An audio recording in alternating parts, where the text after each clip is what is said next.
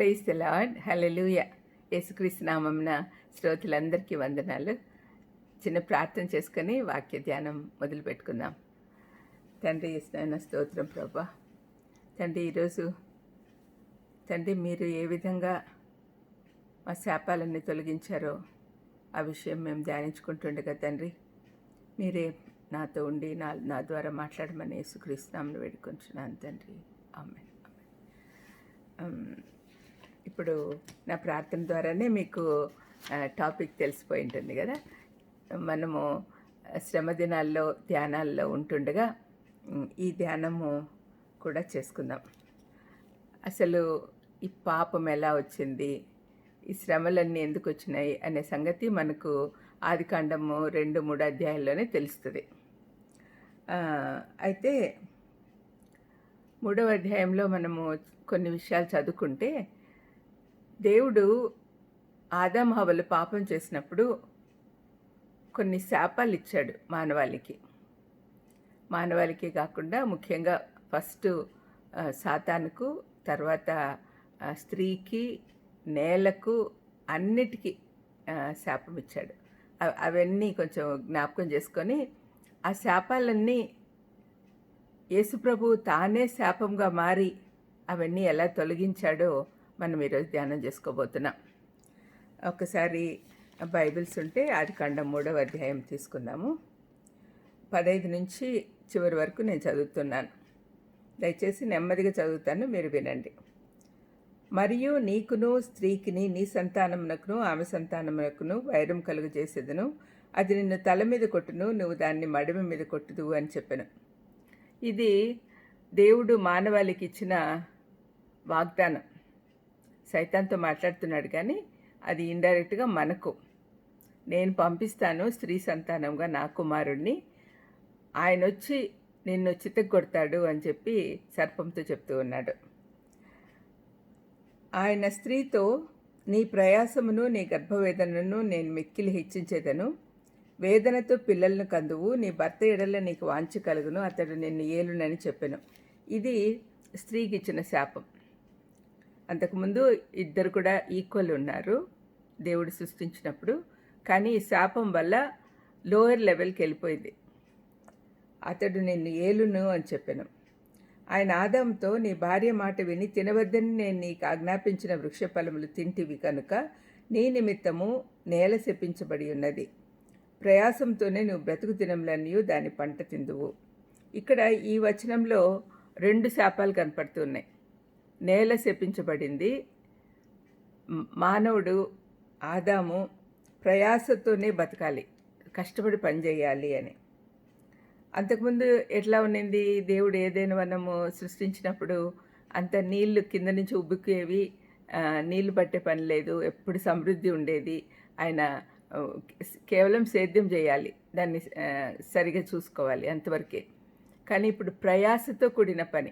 అంతకుముందు లైట్గా చేసేవాడు, కానీ పాపం చేసిన తర్వాత కష్టపడి పని చేయాల్సి వచ్చిన అవసరం వచ్చింది. ప్రయాస ఇక్కడ భార్యకు ప్రయాసనే, భర్తకు ప్రయాసనే. నేల శపించబడింది, అది ముండ్ల తుప్పలను గచ్చ పొదలను నీకు మొలిపించును, పొలంలోని పంట తిందువు. గచ్చ పొదలు, ముళ్ళ తుప్పలు ఇది మొలిపించడం వల్ల నేల శపించబడింది. నువ్వు నేలకు తిరిగి చేరు వరకు నీ ముఖపు చెమట కార్చి ఆహారం తిందువు. చెమట కారుస్తావు అని చెప్తున్నాడు. ఏలే అనగా నేల నుండి నువ్వు తీయబడితివి, నువ్వు మన్నే కనుక తిరిగి మన్నైపోదు అని చెప్పాను. ఇది ఇంకొక శాపం. నువ్వు మన్నుతో చేయబడ్డావు కాబట్టి మన్నైపోతావు. ఆదాం తన భార్యకు హవ్వను పేరు పెట్టను. ఆ తర్వాత వాళ్ళకి చర్మపు చొక్కా ఇచ్చాడు దేవుడు. తర్వాత ఆదాము మంచి చెడ్డలు ఎరిగే ఈ ఫలం తిన్నాడు కాబట్టి మనలో ఒకలాగా అయిపోయినాడని తండ్రి అయిన దేవుడు, కుమారుడు అయిన దేవుడు, పరిశుద్ధాత్మ దేవుడు మాట్లాడుకుంటున్నారు. కాబట్టి అతడు ఒకవేళ తన చెయ్యి చాపి జీవవృక్ష ఫలంను కూడా తీసుకొని తిని నిరంతరం జీవించునేమో. ఎందుకు జీవించకూడదు నిరంతరము? ఇప్పుడు పాపంలో పడ్డాడు కాబట్టి. అంతకుముందు పాపం లేదు కాబట్టి మరణం లేదు, కానీ ఇప్పుడు మరణం ఉంది పాపంతో పాటు. పాపమునకు శిక్ష మరణం. 4వ అధ్యాయం చూస్తే మీకు అర్థమవుతుంది. అతను తర్వాత అతను చనిపోయాడు అని రాయబడింది. ఆ పాపం వల్ల వచ్చే శిక్ష అది. ఆ మరణము వచ్చింది కాబట్టి ఇక ఈ జీవవృక్ష ఫలములు తింటే పాపంలోనే జీవిస్తారని చెప్పి వాళ్ళను ఏదెన్ తోట నుంచి బయటికి పంపించేశాడు. అప్పుడు ఆయన ఆదామును వెళ్ళగొట్టి ఏదెన్ తోటకు తూర్పు దిక్కున కెరూబులను జీవవృక్షమునకు పోవు మార్గమును కాచుటకు అటు ఇటు తిరుగుచున్న ఖడ్గజ్వాలను నిలవబెట్టెను. ఇది ఇంకొక శాపం.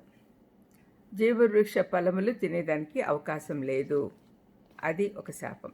ఇప్పుడు మనం చదువుకున్న దాంట్లో 7 రకాల శాపాలు కనపడతాయి, 7 fold కర్సెస్. ఇవన్నీ యేసుప్రభు ఎక్కడ ఎలా తీర్చాడో, ఆ శాపాలు లేకుండా చేశాడో అవన్నీ కూడా మనము నూతన నిబంధనలో మనం చూస్తాం కదా. అవన్నీ కూడా జరిగినట్లుగా మనకు తెలుసు, వాళ్ళకి తెలియదు, మనకు తెలుసు. వాగ్దానం నెరవేర్పు చేసిన దేవుడు వాగ్దానం నెరవేర్చినవాడు, నమ్మదగినవాడు. వాగ్దానం చేసినవాడు నమ్మదగినవాడు కాబట్టి వాగ్దానం నెరవేర్చాడు. మొదటి రాకడలో యేసుప్రభు సిలువలో మరణించినప్పుడు ఈ శ్రమలు, ఈ శాపాలు అన్నీ తొలగించాడు. అది మనము ఒకసారి జ్ఞాపకం చేసుకుంటే ఎంతో అద్భుతంగా ఉంటుంది. అంత గొప్ప దేవుడు మన శాపాలను తొలగించిన ఆ దేవాది దేవుణ్ణి మనం ఎంతగా ఆరాధించాలో మనకు అర్థమవుతుంది. మొదటిగా ఇప్పుడు శాపం అయినాడు అని చెప్పేదానికి మన కొరకు శాపమయ్యాడు. మనము శాపాలన్నీ మనమే భరిస్తే తండ్రి అయిన దేవుడికి చాలా బాధగా ఉంటుంది. ఎందుకంటే మనమందరం ఆయన సృష్టించిన వారమే, ఆయన బిడ్డలమే, కానీ తప్పిపోయినాం. మనకు శాపం ఇచ్చాడు దేవుడు, కానీ ఆ శాపం నుండి వైదొలగాలి, తిరిగి తన దగ్గరికి తన బిడ్డలందరూ రావాలి అనే ఉద్దేశంతో తండ్రి అయిన దేవుడు కుమారుడైన దేవుడిని విమోచకుడిగా ఈ లోకానికి పంపించాడు. ఇది మనందరికీ తెలిసిన సత్యం. కానీ ఆయన ఏ పాపం ఎరుగని ఆయన పాపంగా చేయబడ్డాడు అని పౌలు కొరింథీ పత్రికలో రాస్తాడు. గలతీ పత్రికలో ఏం రాస్తున్నాడో మనం ఒకసారి చదువుకుందాము. గలతీ 3:13లో ఆత్మను గురించిన వాగ్దానము విశ్వాసం వలన మనకు లభించినట్లు అబ్రహాం పొందిన ఆశీర్వచనము క్రీస్తు యేసు ద్వారా అన్ని జనులకు కలుగుటకై క్రీస్తు మన కోసము శాపమై మనలను ధర్మశాస్త్రం యొక్క శాపము నుండి విమోచించెను. ఇందును గుర్చి మాను మీద వేలాడిన ప్రతివాడును శాపగ్రస్తుడగును అని వ్రాయబడి ఉంది. ఈ మాను మీద వేలాడబడిన ప్రతివాడు శాపగ్రస్తుడు అనే మాట ద్వితీయోపదేశకాండం 21:23లో కనపడుతుంది. మీరు దయచేసి చూడండి. మాను మీద వేలాడబడ్డము అంటే అది శాపమైనాడు అని. అంటే చాలా పెద్ద తప్పు చేస్తే కానీ అలాగే చేసేవాళ్ళు కాదు. యేసుప్రభు ఏ పాపం ఎరుగని ఆయన మన పాపభారం అంతా మోసుకొని ఆయన శిలువ మరణం పొందాడు. ఆయన శాపమైపోయాడు. ఎందుకైనాడు అంటే ఆత్మను గురించిన వాగ్దానము విశ్వాసం వల్ల మనకు లభించినట్లు. మనకు అంటే అక్కడ గల్తీలతో మాట్లాడుతున్నాడు, వాళ్ళు యూదులు. వాళ్ళకి ఏం చెప్తున్నాడు? పరిశుద్ధాత్మ దేవుణ్ణి పంపిస్తానని చెప్పాడు కదా యేసుప్రభు. అది మన విశ్వాసం వల్ల మనకు లభిస్తుంది. అపొస్తలుల కార్యం 2వ అధ్యాయంలో మనం చూస్తే ఆత్మ నింపుదల వాళ్ళందరికీ కలుగుతుంది. కానీ ఇప్పుడు మనం ఎంత ధన్యులం అంటే యేసుప్రభుని అంగీకరిస్తున్న క్షణంలోనే పరిశుద్ధాత్మ దేవుడు మనలో భద్రం చేయబడి ఉన్నాడు. మనలోనే ఉన్నాడు, మనతోనే ఉన్నాడు, మన చుట్టూ ఉన్నాడు, మనల్ని నడిపిస్తున్నాడు, మనకు అర్థమయ్యేటట్టు చెప్తున్నాడు. అన్నీ కూడా పరిశుద్ధాత్మ దేవుడు చేస్తూ ఉన్నాడు. కాబట్టి మనం పరిశుద్ధాత్మ స్వరం వినేది నేర్చుకోవాలి. ఆ విధంగా ఆత్మ ద్వారా వచ్చే ఆత్మను గురించిన వాగ్దానం విశ్వాసం వల్ల మనకు లభించినట్లు అబ్రహాం పొందిన ఆశీర్వచనము క్రీస్తు యేసు ద్వారా అన్యజనులకు కలుగుటకై. ఈ మాట కూడా మనం అర్థం చేసుకోవాలి. మనమందరం అన్యజనులమే, మనం యూదులం కాదు, రక్త సంబంధం లేదు యూదులతో. కానీ విశ్వాసం ద్వారా మనము యూదులమయ్యాం, అబ్రహాం సంతానమయ్యాం. అబ్రహాంకి ఏమేమి ఆశీర్వాదాలు ఇస్తానని దేవుడు ప్రామిస్ చేశాడో అవన్నీ కూడా విశ్వాసం వల్ల మనకు వస్తాయి. అన్ని జనులమైన మనం, యూదేతరులమైన మనకు ఆశీర్వాదం రావాలని చెప్పి ఆయన క్రీస్తు మన కోసం శాపమై మనలను ధర్మశాస్త్రం యొక్క శాపము నుండి విమోచించను. అంతకుముందు దేవుడే ఇచ్చాడు ధర్మశాస్త్రం మోషే ద్వారా ఇశ్రాయేల్ జనాంగానికి. అప్పటికి ఇంకా యేసుప్రభు రాలేదు కాబట్టి ధర్మశాస్త్రం ప్రకారము నడుచుకుంటే వాళ్ళు చెడు చేయకుండా ఉంటారు. ధర్మశాస్త్రం కేవలం తప్పేదో ఒప్పేదో చెప్తుంది. ధర్మశాస్త్రం చేత ఎవడునూ దేవుని ఎదుట నీతిమంతుడని తీర్చబడడు అనే సంగతి స్పష్టమే. ఏలయనగా నీతిమంతుడి విశ్వాసం మూలంగా జీవించును అని చెప్తూ ఉన్నాడు పౌలు అంతకుముందు వచనంలో. కాబట్టి క్రీస్తు మన కోసం శాపమై మనలను ధర్మశాస్త్రం యొక్క శాపము నుండి విమోచించను. ధర్మశాస్త్రం పాటించడం అంటే చాలా కష్టమండి. దాదాపు 640 రూల్స్ అండ్ రెగ్యులేషన్స్ ఉన్నాయి. కేవలము మనల్ని పాటించమని చెప్పింది దేవుడు 10 ఆజ్ఞలు మాత్రమే. కానీ ఆ కాలంలో వాళ్ళకి క్రమశిక్షణ నేర్పించడానికి ఆచారాలు, అలవాట్లు, చేయకూడనివి, చేయాల్సినవి ఇవన్నీ కూడా దేవుడే ఏర్పాటు చేశాడు.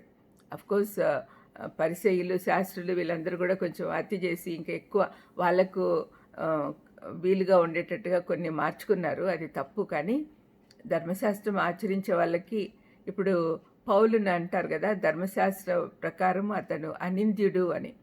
ధర్మశాస్త్రం అంతా పాటిస్తూ ఉన్నాడు అతను. మరి ధర్మశాస్త్రం ద్వారా పరలోకం రాదు. ధర్మశాస్త్రం ద్వారా నీతిమంతుడిగా తీర్చబడ్డాడు.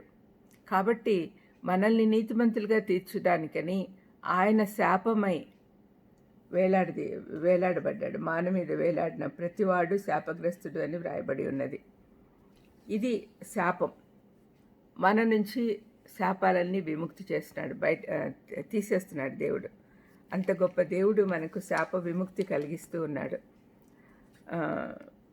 అది మనము మొదటిగా శపించాడు అని చెప్పే మాట మనకు కనపడుతుంది. రెండవది చెమట. ఇప్పుడు నేను చదివిన వాక్య భాగంలో మీకు కనపడి ఉంటుంది.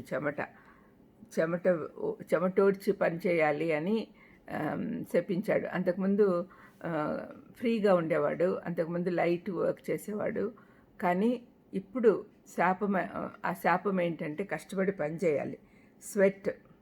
మరి యేసుప్రభు ఎక్కడ చెమట కార్చాడు అనే విషయము ఖచ్చితంగా రాయబడింది. లూకాసు వార్త 22 మనం చూస్తే 39 నుంచి 44 వరకు నేను చదువుతున్నాను. ఆయన సిలువకు పోకముందు మేడగదిలో శిష్యులతో మాట్లాడిన తర్వాత, పస్కా ఆచరించిన తర్వాత ఒలీవ కొండ దగ్గర అక్కడ గెత్సేమనే తోటలోకి వెళ్ళాడు. ఆ చోటు చేరి ఆయన వారితో, మీరు శోధనలో ప్రవేశించుకుంటున్నట్టు ప్రార్థన చేయడని చెప్పి వారి యొద్ద నుండి రాతివేతకు దూరం వెళ్ళి మోకాల్లోని, తండ్రి, ఈ గిన్నె నా యొద్ద నుండి తొలగించుము, నీ చిత్తమైతే తొలగించుము, అయినను నా ఇష్టం కాదు, నీ చిత్తమే సిద్ధించునుగాక అని ప్రార్థించను. అప్పుడు పరలోకం నుండి ఒక దూత ఆయనకు కనపడి ఆయనను బలపరిచెను. ఇక్కడ 44 చూడండి. ఆయన వేదన పడి మరింత ఆతురంగా ప్రార్థన చేయగా ఆయన చెమట నేలపడుచున్న గొప్ప రక్త బిందువుల వలె ఆయను. ఇది ఇమాజినేషన్కి కూడా సరిపోదు, మనం ఇమాజిన్ చేసుకోలేం. ఆయన ఎంత వేదనతో ప్రార్థన చేశాడు అంటే చెమట రక్తంగా మారిందంటే ఇది సైంటిఫిక్గా మనం ఆలోచిస్తే దీన్ని హెమటోహైడ్రోసిస్ అంటారు. అంటే చెమట, హెమటో అంటే రక్తము, నీరుగా మారడం, హైడ్రోసిస్. దీన్ని భావోద్రేకాలు ఎక్కువైనప్పుడు రక్తనాళాలు చిన్న రక్తనాళాలు స్వేద గ్రంథుల ద్వారా స్వేదం అంటే చెమట బయటకు వచ్చేదానికి మనకు రంధ్రాలు ఉంటాయి స్కిన్లో. ఆ స్కిన్లో నుంచి బయటకు వస్తాయి అన్నమాట. అది బయటకు వచ్చిందనమాట ఆయనకు. లూకా ఒక వైద్యుడు. Being a doctor, he knows the intrinsic structure of the body. శరీర నిర్మాణం తెలుసు కాబట్టి ఆయన అర్థం చేసుకోగలిగాడు. అంత వేదన, భావోద్రేకం ఎక్కువైనప్పుడు రక్తనాళాలు చిట్లినాయి, తలలో చిట్లినాయి అని చెప్తూ ఉంటారు కదా, మెదడులో. ఇది ఆయనకు రక్తనాళాలు చిట్లి స్వేద బిందువులు రక్తంగా బయటకు వచ్చినాయి అన్నమాట. అది ఆ శాపం తీరిపోయింది మనకు. మూడవది ముళ్ళతుప్పలు. ముళ్ళతుప్పలు ఆదామును శపించినప్పుడు నీ వలన భూమి శపించబడింది అని ప్రభు చెప్పాడు. ఆ శాపం ఎట్లా తొలుగుతుంది అంటే, ముళ్ళ తుప్పల్లో నువ్వు పని చేయాలి, ముళ్ళ తుప్పలు ఉంటాయి భూమిలో అని ఆదాముకు చెప్పాడు దేవుడు. మరి ఆ ముళ్ళకు సూచనగా ఆయన తల మీద ముళ్ళ కిరీటం మళ్ళీ పెట్టారు, క్రౌన్ ఆఫ్ థార్న్స్. ఇది యోహాను 19లో మనకు కనపడుతుంది. 19:2 ఒకసారి చూద్దాము. అప్పుడు పిలాతు యేసును పట్టుకొని ఆయనను కొరడాలతో కొట్టించెను. సైనికులు ముళ్ళతో కిరీటమును అల్లి ఆయన తల మీద పెట్టారు. ఈ ముళ్ళు దాదాపు ఒక 7-8 అంగుళాల ఉంటాయంట. దానిలన్నిటినీ తీసి పచ్చిగా ఉన్నప్పుడే పేని దానిని ఒకటి కలిపి కిరీటంగా తయారు చేశారు. కిరీటంగా చేసినప్పుడు అవి పచ్చిగా ఉన్నప్పుడు కొంచెం గట్టిగానే పెట్టారు. అయితే ఎండే కొద్దీ ఇంకా ష్రింక్ అయ్యి ఇంకా నొప్పి ఎక్కువ వచ్చేటట్టుగా అట్లా అయిందనమాట. ఆ ముళ్ళులు కుచ్చుకుంటూ ఉన్నాయి. ఆ ముళ్ళతో చేసిన ఆ కిరీటము ఆయన తల మీద పెట్టారు. ముళ్ళ ద్వారా వచ్చిన శాపము ఆ విధంగా తొలగించాడు దేవుడు. ఒకసారి ఆలోచిస్తే ఆయన ప్రణాళిక మనకు అర్థం కాదండి. దేవుడి తలంపులు మన తలంపులు ఆకాశంకి భూమికి ఉన్నంత తేడా ఉంటాయి. మనం అర్థం చేసుకోవడానికి ప్రయత్నం చేస్తాము. పరిశుద్ధాత్మ దేవుడు మనకు అర్థమయ్యేటట్టుగా చెప్తాడు. మనం ఏ వాక్య భాగం చదివినా కూడా ప్రార్థించి తర్వాత మొదలు పెడితే దేవుడు అద్భుతంగా మనకు అర్థమయ్యేటట్టు చేస్తాడు. తర్వాత ప్రయాస, నాలుగవ శాపం. స్త్రీకి నువ్వు ప్రయాసపడి గర్భం ధరించి వేదన పొంది పిల్లల్ని కంటావు అని చెప్పి స్త్రీకి చెప్పాడు దేవుడు. పురుషునికి ఏం చెప్పాడు? నువ్వు ప్రయాసతో పనిచేయాలి, కష్టపడి పనిచేయాలి అని చెప్పినాడు. ఇది ఒక శాపమే. మరి ఆ శాపము యేసు ప్రభు అన్నీ అనుభవించాడు. మనం ఒకసారి యెషయా గ్రంథము 53 చదివితే, తర్వాత కీర్తన 22 చదివితే ఆయన పడిన శ్రమలు, ఆయన ఎన్ని అవస్థలు పడ్డాడు అవన్నీ కూడా తెలుస్తాయి. ఇంగ్లీష్లో ఒక పాట, మ్యాన్ ఆఫ్ సారోస్ అని ఒక ఫేమస్ పాట ఉంది. దాంట్లో ఆయన ఏ విధంగా శ్రమ పడ్డాడో చెప్పబడి ఉంది. మీకు అవైలబుల్గా ఉంటే చూడండి. యెషయా గ్రంథము 53వ అధ్యాయము 3వ వచనం నేను చదువుతున్నా. అన్నీ చదవండి. అది యాక్చువల్గా 53 అంతా కూడా ఆయన శ్రమల గురించి రాయబడి ఉంది. అతడు తృణీకరింపబడిన వాడును, ఆయను మనుషుల వలన విసర్జింపబడిన వాడును, వ్యసనాక్రాంతుడుగాను వ్యాధిని అనుభవించిన వాడుగాను మనుషులు చూడనొల్లని వాడుగాను ఉండెను. అతడు తృణీకరించబడిన వాడు కనుక మనం అతన్ని ఎన్నిక చేయకపోతిమి. ఇది ఆయన కండిషన్. తర్వాత కీర్తనలు 22 మొత్తం ఆయన సమస్యలే, ఆయనకు పడిన శ్రమలు, ఆయన సిలువలో పడిన శ్రమలన్నీ రాయబడి ఉన్నాయి. ఇది తర్వాత పాయింట్కి కూడా మనం ఇది తీసుకోవచ్చు.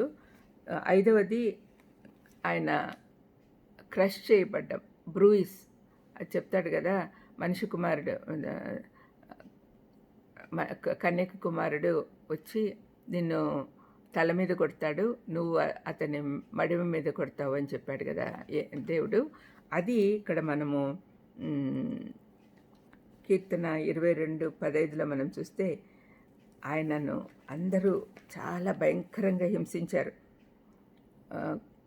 నా బలము ఎండిపోయి చిల్లపెంకు వలె ఆయను, నా నాలుక నా దవడను అంటుకొని ఉన్నది. నువ్వు నన్ను ప్రేతల భూమిలో పడవేసి ఉన్నావు, కుక్కలు నన్ను చుట్టుకొని ఉన్నవి, దుర్మార్గులు గుంపు కూడి నన్ను ఆవరించి ఉన్నారు, వారిని నా చేతులను నా పాదములను పొడిచి ఉన్నారు అని ఈ విధంగా రాయబడింది 22వ కీర్తనలో. మీరు దయచేసి చదవండి, మీకు అర్థమవుతుంది ఎంత భయంకరంగా ఆయన హింస పొందినాడు. అయితే ఇక్కడ ఒక మాట ఆశ్చర్యంగా ఉంటుంది. యెషయా 53:10, అతని నలుగుగొట్టుటకు యెహోవాకు ఇష్టమాయెను. తండ్రి అయిన దేవుడు తనతో మానవాళిని ఏకం చేసుకోవడానికి, సమాధానపరచుకోవడానికి తన ఏకైక కుమారుని పంపించాడు. ఇందులో ఆయన ప్రేమ కనపడుతుంది అని బైబిల్ చెప్తుంది. దేవుడి లోకాన్ని ఎంతో ప్రేమించాడు కాబట్టి తన ఏకైక కుమారుని మన కోసం పంపాడు. ఆయన శ్రమ పడకపోతే మనకు విమోచన లేదు. ఆయన మరణించకపోతే మనకు రక్షణ రాదు. ఆయన శ్రమ పడ్డాడు, నలుగగొట్టబడ్డాడు. శాప విముక్తి మనకు గావించడానికి ఆయన శాపమై అన్ని శ్రమలు అనుభవించాడు. ఇది దేవుడికి ఇష్టమాయను అని రాయబడింది. ఎందుకంటే ఆయన ప్రణాళిక నెరవేరుతా ఉంది కాబట్టి. తండ్రి అయిన దేవుడు ప్రణాళిక వేశాడు, కుమారుడైన దేవుడు నెరవేర్చాడు, పరిశుద్ధాత్మ దేవుడు ఇప్పుడు ప్రస్తుత కాలంలో కొనసాగిస్తూ ఉన్నాడు. ఇది సాల్వేషన్ సీక్రెట్. త్రిత్వమై ఉన్న ఏకదేవుడు ముగ్గురు వ్యక్తులు కలిసి చేసిన కార్యం ఇది. అయితే మనిషిగా వచ్చాడు కాబట్టి మనిషిగా శ్రమలు పడ్డాడు, ఎంతో కష్టపడ్డాడు. 6వది చూస్తే ఖడ్గజ్వాల, సోడ్, ఖడ్గం. ఖడ్గం ఎక్కడ కనపడుతుంది శాపాల్లో? ఏదెన్ తోట నుంచి ఆదాం హవ్వలను పంపించేసి అక్కడికి తిరిగి రాకుండా కెరూబుల్ని అడ్డం పెట్టాడు దేవుడు, కాపలా పెట్టాడు. అంతేకాకుండా ఖడ్గజ్వాలను ఏర్పాటు చేశాడు. మీరు ఇంకెప్పుడు రావాలి అంటే యేసుప్రభు ద్వారానే రావాలి అని చెప్పి కండిషన్ అన్నమాట. అక్కడ ఖడ్గజ్వాల పెట్టాడు. ఈ ఖడ్గజ్వాల గురించి, ఖడ్గం గురించి లూకాసు వార్త 2వ అధ్యాయం 35లో మరియమ్మకు సిమియోను చెప్తాడు, నీ హృదయంలో ఖడ్గం పోతుందని. మనము దాని గురించి మాట్లాడటం లేదు, కానీ జకర్యా ప్రవక్త రాసిన ఒక మాట చదివితే ఆశ్చర్యంగా ఉంటుంది. జకర్యా 13:10లో ఏమంటున్నాడంటే ప్రవక్త 13:10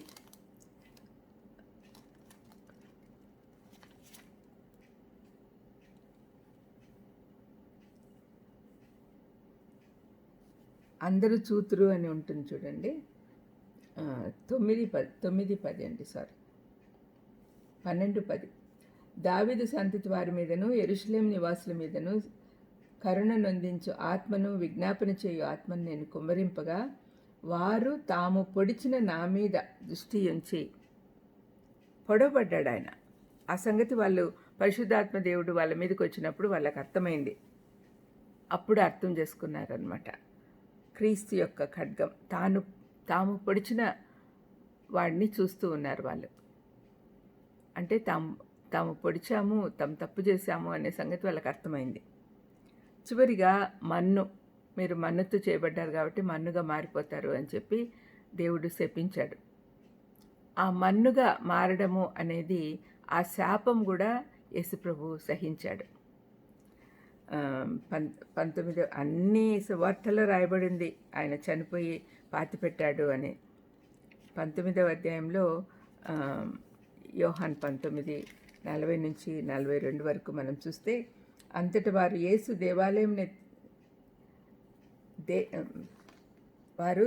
దేహం నెత్తుకొని వచ్చి యూదులు పాతిపెట్టు మర్యాద చొప్పున ఆ సుగంధ ద్రవ్యములు దానికి పూసి నారబట్టలు చుట్టిరి.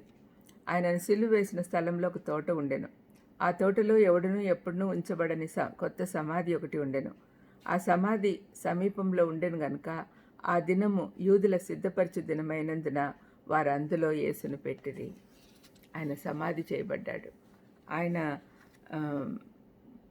సమాధి చేయబడ్డాడు కాబట్టి ఈ శరీరం, మట్టితో చేయబడిన శరీరము మట్టిలోనే కలిసిపోతుంది.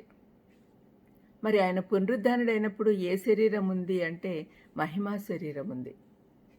సేమ్ అట్లనే ఉంది, కానీ అది రెగ్యులర్ శరీరం కాదు. ఎందుకంటే అది ఎట్లా చెప్పగలము అంటే, ఆయన మేడగదిలో వీళ్ళు తలుపులు వేసుకొని అందరూ ప్రార్థన చేసుకుంటూ ఉంటారు శిష్యులు. తలుపు ఎవరు తీయరు, ఆయన తలుపు ద్వారా వచ్చేస్తాడు లోపలికి. అంటే మహిమా స్వరూపానికి మనకైతే స్వరూపంలా కనపడుతుంది, కానీ అది మామూలు శరీరాల్లాగా ఉండదన్నమాట. అది అక్కడ చెప్పబడి ఉంది. మరి మామూలు శరీరం ఏమైపోయింది, ఆయన శరీరధారిగా వచ్చాడు, అది మట్టిలో కలిసిపోయింది. ఈ విధంగా శాపాలన్నీ ఆయన మన కోసమని తీర్చేశాడు. ఇంత గొప్ప దేవుడు మన కోసం చేసిన త్యాగాలు, మనల్ని పాపం నుండి విమోచించడానికి, శాపం నుంచి విమోచించడానికి ఆయన పడిన శ్రమలు మనం ధ్యానిస్తుండగా దయచేసి ఒక్కసారి ఆ దృశ్యం మీ కళ్ళ ఎదుటికి తీసుకురండి. అప్పుడు కానీ మనకు అర్థం కాదు. అంత గొప్ప త్యాగం చేసిన ఆ యేసయ్యకు మనం ఏమిస్తున్నాం? కనీసం మన హృదయాలను అప్పగించుతున్నామా? కమిటెడ్గా ఉండాలి. కంప్లీట్గా మనల్ని మనం ఆయనకు ఆధీనంలోకి పంపించాలి, ఇచ్చేదానికి ఇష్టపడాలి.